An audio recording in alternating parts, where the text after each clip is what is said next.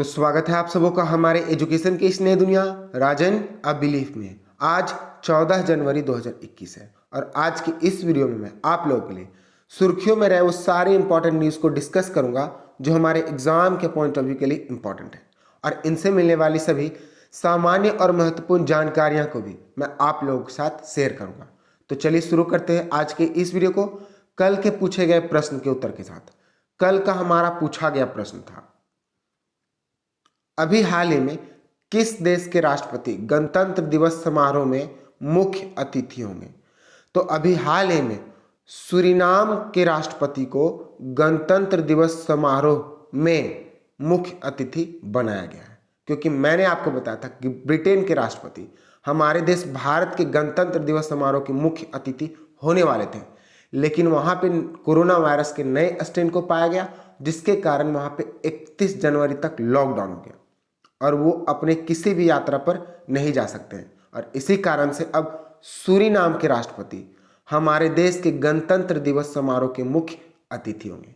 तो इस पूछे गए प्रश्न का उत्तर ऑप्शन सी सही है। अब आज का हमारा पहला प्रश्न, अभी हाल ही में भारत का पहला फायर पार्क किस राज्य में शुरू किया गया है? तो अभी हाल ही में उड़ीसा राज्य में भारत का पहला फायर पार्क शुरू किया गया है, और इस फायर पार्क को उड़ीसा के मुख्यमंत्री नवीन पटनायक के द्वारा शुरू किया गया। इसके साथ साथ उड़ीसा के मुख्यमंत्री नवीन पटनायक के द्वारा वर्चुअल प्लेटफॉर्म अग्निशम सेवा भी शुरू किया गया है, जिसकी मदद से अग्नि संबंधी 16 सेवाओं का लाभ उठाया जा सकता है। तो क्वेश्चन नंबर 1 का ऑप्शन बी सही है। अब बात हमारे देश भारत की एक राज्य उड़ीसा की आ गई, तो मैं आपको उड़ीसा के बारे में बताता हूँ। ये रहा मैप में उड़ीसा। उड़ीसा का गठन 26 जनवरी 1950 को हुआ था। उड़ीसा का राजभाषा उड़िया है, और उड़ीसा के अब सीमा के बारे में बात करते हैं। तो उड़ीसा जो है वो हमारे देश भारत के 4 राज्यों के साथ अपनी सीमा को साझा करती है।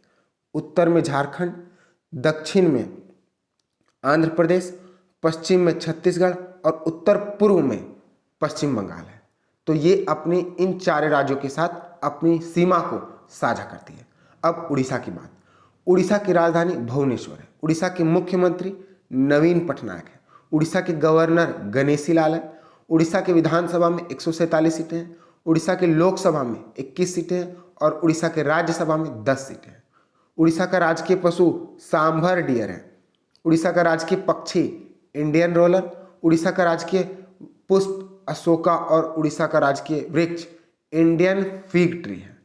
अच्छा, उड़ीसा में 2 इंपॉर्टेंट नेशनल पार्क जो कि बहुत ज़्यादा फेमस है, और जिसका नाम सिमलीपाल नेशनल पार्क और दूसरा का नाम भीतरकनिका नेशनल पार्क। क्या है? सिमलीपाल नेशनल पार्क और दूसरा भीतरकनिका नेशनल पार्क। तो इन सारे पॉइंट्स को आप लोगों को याद रखना है, और कब याद रखना है? जैसे ही उड़ीसा का नाम आप सुने।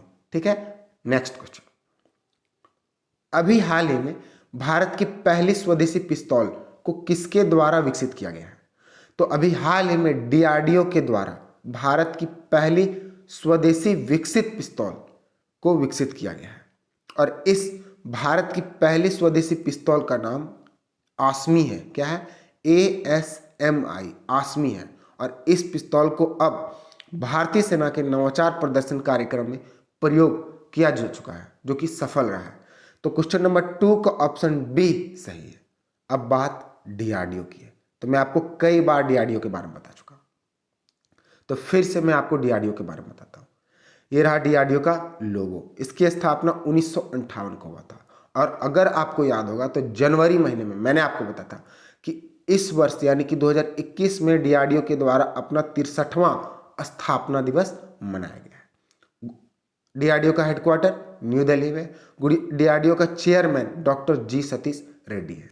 अच्छा, डीआरडीओ का फुल फॉर्म क्या होता है? तो डीआरडीओ का full form defence research and development organisation है। नेक्स्ट क्वेश्चन, अभी हाल ही में कायाकल्प पुरस्कार किस मंत्रालय के द्वारा विस्तृत किया गया है? तो अभी हाल ही में स्वास्थ्य और परिवार कल्याण मंत्रालय के द्वारा कायाकल्प पुरस्कार विस्तृत किया गया है। मैं आपको बता दूं कि इस मंत्रालय ने भारत में सार्वजनिक स्वास्थ्य सुविधाओं में स्वच्छता और साफ सफाई सुनिश्चित करने के लिए वर्ष 2015 में इसे शुरू किया गया था। यानी कि सीधा पूछ सकता है कि कायाकल्प पुरस्कार की शुरुआत कब की गई थी, तो इसकी शुरुआत 2015 में की गई थी। अगर इसका डेट और मंथ पूछे तो इसकी शुरुआत 15 मई 2015 में की गई थी। अच्छा, इसे शुरू क्यों किया गया था? तो इसे शुरू करने का मुख्य उद्देश्य सार्वजनिक स्वास्थ्य सुविधाओं को प्रोत्साहित कर उन्हें पहचान करना है। तो क्वेश्चन नंबर 3 का ऑप्शन सी सही है। अब बात अगर स्वास्थ्य और परिवार कल्याण मंत्रालय के केंद्रीय मंत्री की नाम का है, तो क्या नाम है उसका नाम अभी आपको कमेंट सेक्शन में लिखना है, क्योंकि ये आए दिन कुछ ना कुछ उद्घाटन करते रहते हैं और मैं इनका नाम रेगुलर बताता हूं, तो आपको याद हो गया होगा। और आप अगर आपको याद है तो वीडियो को रोके और कमेंट सेक्शन में जरूर इनका नाम लिखें। नेक्स्ट क्वेश्चन, अभी हाल ही में खेलो इंडिया जांस्कर खेल और उत्सव 2021 को कब से शुरू की जाने की घोषणा की गई है? तो अभी हाल ही में खेलो इंडिया जांस्कर खेल और उत्सव 2021 को 18 जनवरी से शुरू की जाने की घोषणा की गई है। यहाँ पे जो जांस्कर है यह एक गांव का नाम है जो कि कारगिल जिले का एक उपविभाग है। इस उत्सव को खेल और युवा सेवाओं के विभाग ने लद्दाख खेल विभाग के साथ मिलकर शुरू किया था। तो क्वेश्चन नंबर 4 का ऑप्शन बी सही है।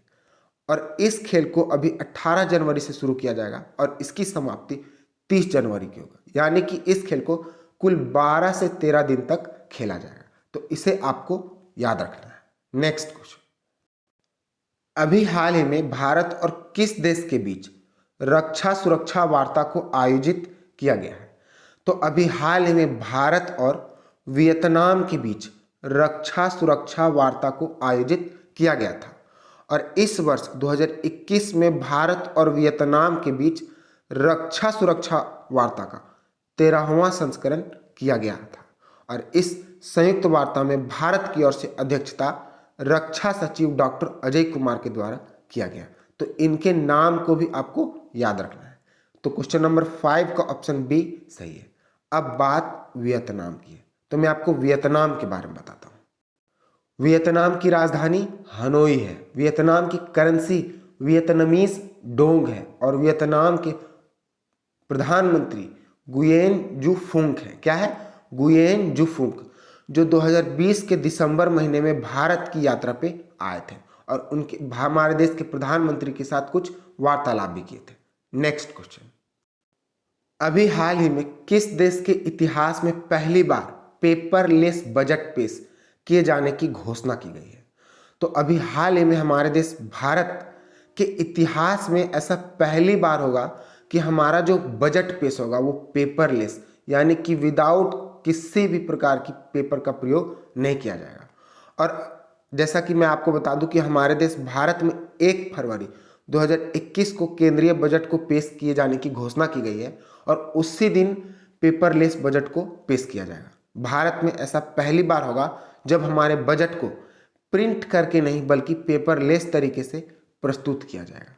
तो क्वेश्चन ये भी पूछ सकता है कि किस वर्ष हमारे देश भारत में पेपरलेस बजट को प्रस्तुत किया गया था? तो आपका उत्तर होगा 2021 और इसका सबसे बड़ा कारण है कोरोना वायरस। ताकि अगर कोरोना वायरस फैल भी जाए तो उस मात्रा में ना फैले। ठीक है, आप समझ रहे हैं मैं क्या बोलना चाहता हूं। तो क्वेश्चन नंबर 6 का ऑप्शन सी सही है। नेक्स्ट क्वेश्चन, अभी हाल ही में किस राज्य की गवर्नर के द्वारा making of a general a Himalayan echo पुस्तक का विमोचन किया गया है? तो अभी हाल ही में मणिपुर के गवर्नर के द्वारा making of a general a Himalayan echo पुस्तक का विमोचन किया गया है।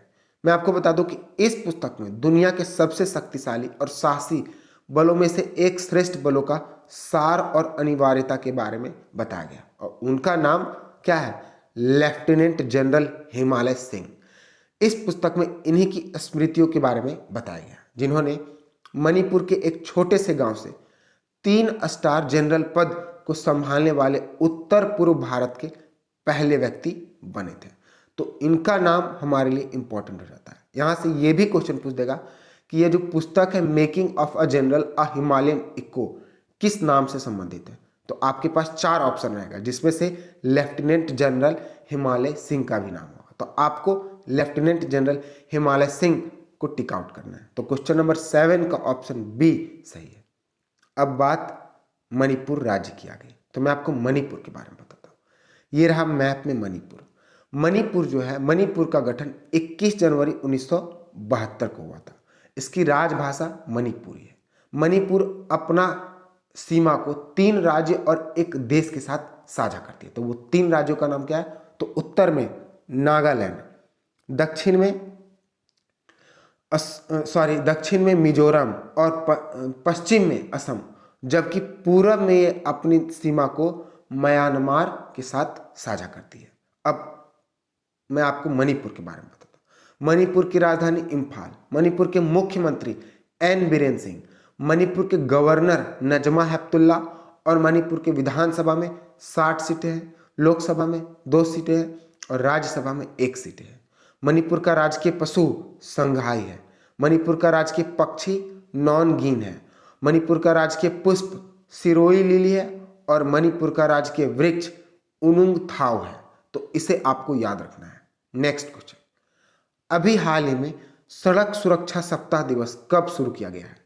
तो अभी हाल ही में 11 जनवरी को सड़क सुरक्षा सप्ताह दिवस को शुरू किया गया और इस सप्ताह सुरक्षा दिवस को 11 जनवरी से 17 जनवरी तक आयोजित किया जाएगा। अच्छा, इसे आयोजित क्यों किया जाता है? तो इसे आयोजित करने का मुख्य उद्देश्य लोगों को जागरूक करना है कि गाड़ी कैसे चलाए, सड़क पर कैसे चले, ताकि किसी भी प्रकार की दुर्घटना होने से बचे। जैसा कि हम लोग जानते हैं कि हमारे देश में पॉपुलेशन बहुत ज़्यादा है और उसी को नियंत्रण, किसी भी प्रकार की दुर्घटना ना हो, इसीलिए इस सप्ताह को मनाया जाता है और इस सप्ताह को परिवहन मंत्रालय के द्वारा मनाया जाता है। इसे आपको याद रखना है। तो इस वर्ष जो सड़क सुरक्षा सप्ताह दिवस का थीम है वो क्या है? तो इसका theme safe yourself to save your family है और ये सच्ची बात है। और इस वर्ष 2021 में सड़क सुरक्षा सप्ताह का 32वां संस्करण मनाया गया है, यानी कि पिछले 32 वर्षों से इस सप्ताह दिवस को मनाया जा रहा है। तो क्वेश्चन नंबर 8 का ऑप्शन बी सही है। नेक्स्ट क्वेश्चन, अभी हाल ही में किस राज्य में बिंदु सागर सफाई परियोजना को शुरू किया गया है? तो अभी हाल ही में उड़ीसा राज्य में ही बिंदु सागर सफाई परियोजना को शुरू किया गया है और इस परियोजना को उड़ीसा के मुख्यमंत्री के द्वारा ही नवीन पटनायक के द्वारा शुरू किया गया। अब इस परियोजना में होगा क्या?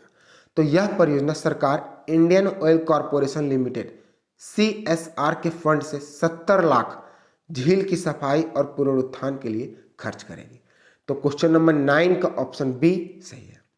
अब बात उड़ीसा की है, तो अभी मैंने अपने इस वीडियो में पहले क्वेश्चन में उड़ीसा के बारे में डिस्कस किया। तो आप वीडियो को रोकें और जितनी भी जानकारी आपको उड़ीसा के बारे में, कॉपी और पेन उठाएं और उसको लिखना शुरू करें। अगर आप कुछ भूल जाते हैं तो आप वीडियो को पीछे करें और उसे अच्छी तरह से मेमोराइज कर लें। ठीक है, तो इस तरह से चीज़ें को याद करना सीखें।